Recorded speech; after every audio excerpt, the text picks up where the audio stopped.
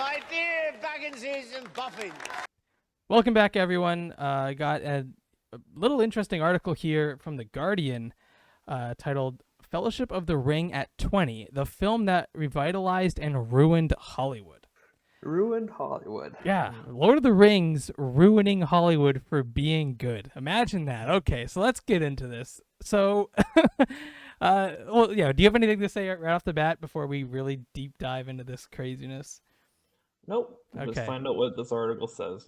Yeah, so the article does really kind of, do fan service to Lord of the Rings and especially Fellowship of the Ring, as they point out towards the end that Fellowship had the task of not just drawing in book readers of Tolkien, but also drawing in people who had never heard of Lord of the Rings or never heard of Tolkien or any sort of fantasy genre, and really promising them a good movie through and through with good payoffs, good characters, as well as good imagery.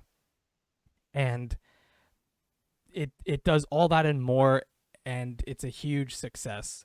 And the article then argues that because of that success, it then has a sequel come out and a third movie come out, and this showed Hollywood that they could then start making these movies in bunches, and the follow-up movies often underperformed or just were flat out awful compared to the original concept and the original first movie of that series or franchise.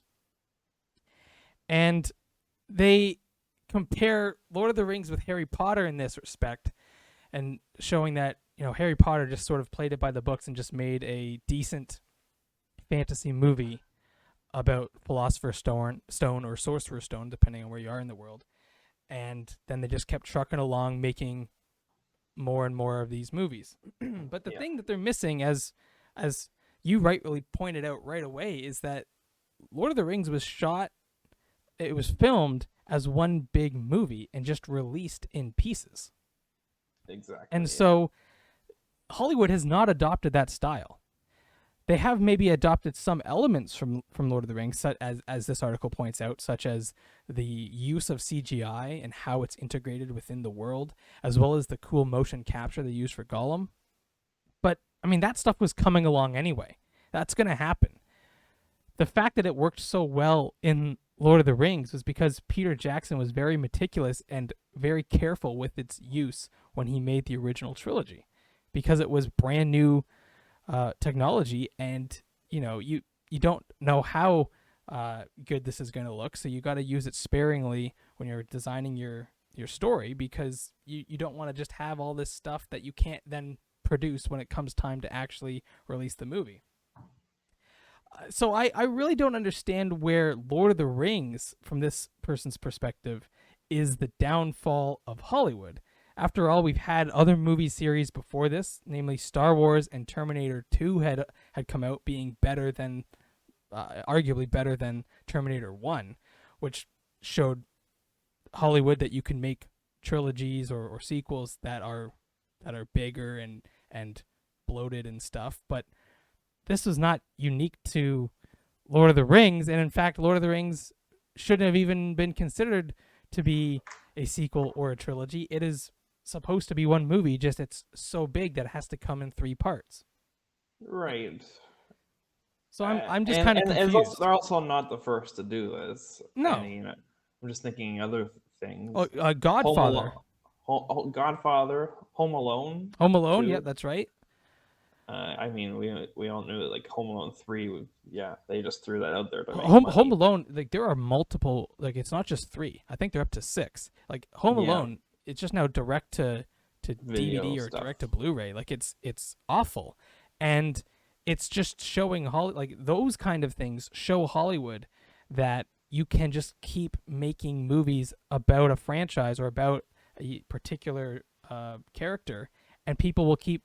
James Bond, for goodness sakes. Sure. James So, Bond, yeah. To blame Lord of the Rings for doing it well and then showing telling Hollywood, okay, let's start doing this as much as possible.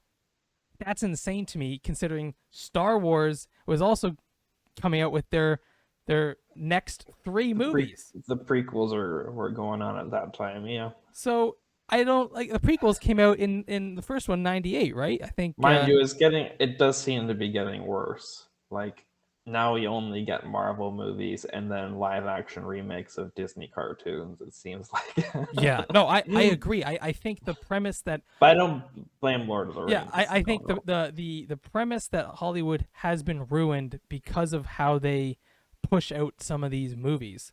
I agree with that part.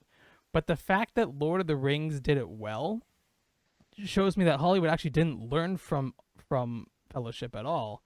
And in fact, they actually were copying Harry Harry Potter. And I'm Potter. not saying Harry Potter's awful, but Harry Potter had basically promised to do 7 movies, right? Like I know they didn't say that right off the get-go, but the books were there was 7 books. They did Harry Potter 1, the idea being this is going to be a series of 7 movies. They turned it into 8, which is insane to me, but whatever. They And they slapped them together really quick. They're releasing a new one every year, weren't they? exactly. That's They're just incredible. pumping these things out. I'm not saying they're awful. I actually do think they did some things really well in those movies. I'm not the biggest Harry Potter fan, but I think the movies were fun to an extent.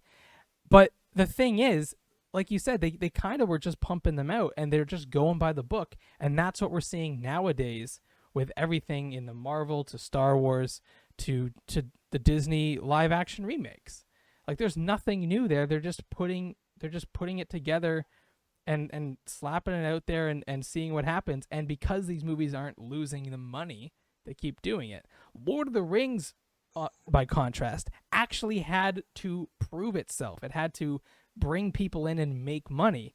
Otherwise, There were all the. I mean, you make a Star Wars movie or a Marvel movie, you're not taking any risk. no. You're gonna get your money back for sure. And But actually, Lord of the Rings was a huge risk. exactly. And I think you can actually point to the original Iron Man movie, which is, I think, one of the best, if not the best, Marvel movie because it had to prove itself. It had to draw in fans who are not just Marvel comic book readers and get people to actually want to watch this kind of movie. Now we take it for granted. Now you can pump out any old superhero movie. Doesn't matter who it is, doesn't matter how obscure the superhero is, and it's going to make money because it's attached to the Marvel brand now, or DC brand in a kind of way. But the original Iron Man had to prove that superhero movies could work and not just Batman. Because It was interesting. yeah, I'm going on a different tangent here, but I'm thinking video games now. I feel like people are less loyal to video games. Like you have to produce a quality sequel for people to play it. yeah, you make a good point. One of my favorites, Halo, is perfect for this point because fans who literally the only reason Xbox is a thing is because of the first Halo.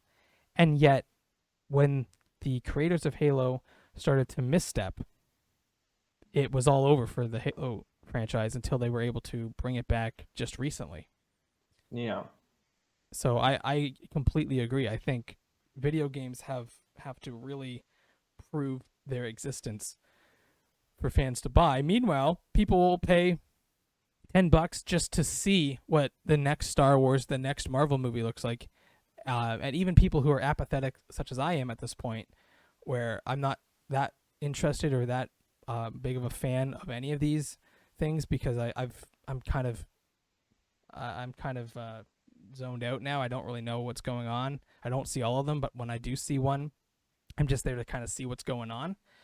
So yeah, I don't know. I'm kind of exhausted from the superhero movies, but I still go on occasion, or I'll check them out when they come out on Blu-ray or when they come out on streaming. So, Yeah. Yeah, I think you're right, and I think that's partly a good thing because it does keep those creators in check, unlike our Hollywood studios, because they can just pump out anything that is attached to their brand, Marvel or Disney or whatever, and people will watch it even if it's not great. And then there'll be a whole debate online about if it's good or not, but it doesn't matter because all they care about is did this make money, and they're never going to lose money on these films. Yeah. So I don't know why I don't know why Fellowship or Lord of the Rings in general would get the criticism here when it did it in a way that basically gave you a template for how to do this right, and very few have followed suit. I actually do think the Marvel movies to an extent did follow this suit, the way they handled Iron Man and Up, but then they eventually got to the point where it was just pumping stuff out just because, and that's where they lose me. But the fact that a movie is able to bring in people who are not fans of the genre or of the Lord of the Rings, the product in general, and they're still able to get people into those seats who are in love with these movies. That is sort of what you and I have been trying to talk about on this channel for a little bit, which is like, why is it so good? And it's so hard to pin down. Even this article struggles to really figure out what is it about Fellowship that is able to bring everyone from all walks of life together and say that is a good movie. Even if you don't watch other fantasy movies, or even if you watch all the fantasy movies, everyone agrees this is a good movie. It's such a hard thing to pin down and figure out, but I don't think the fact that they were good or the fact that they had a trilogy coming out is the reason that trilogies exist now. I think it's I think it's just that Hollywood realized, hey, if we've made one of these, I mean, there's nothing new coming out. Like it's all either remakes, like you said, or the next installment of the cinematic universe of whatever, and it's because people want to know what happens next, and that's it. And I think Harry Potter actually kind of set that in play, because they basically said at the beginning, we're gonna make 7. They ended up making 8, and they all made money. No matter how good or bad you thought they were making money. And studios realized, if we just get a really good product that people are into, it doesn't matter if it has the legs to carry it to 20 films, people were going to just come because of the name. And I do not believe that's what happened with Lord of the Rings. You could argue that's what happened with The Hobbit.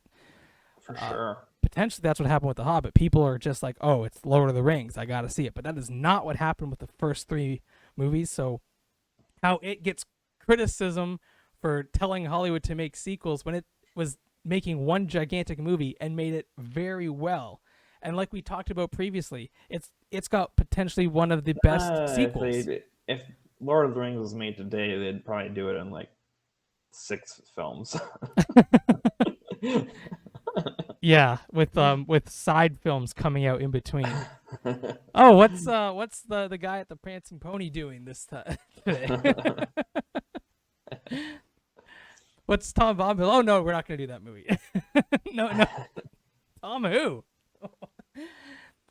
But yeah, what do you guys think? Let us know down in the comments below. What's your thoughts on this? Do you guys think that Lord of the Rings was the catalyst that provoked these trilogies and cinematic universes? And if so, do you think Lord of the Rings is then bad for movies, or do you think no, it's so good that even though it caused this problem, if that's the way you think, it's worth it? Let us know. I regret to announce this is the end. I bid you all a very fond farewell.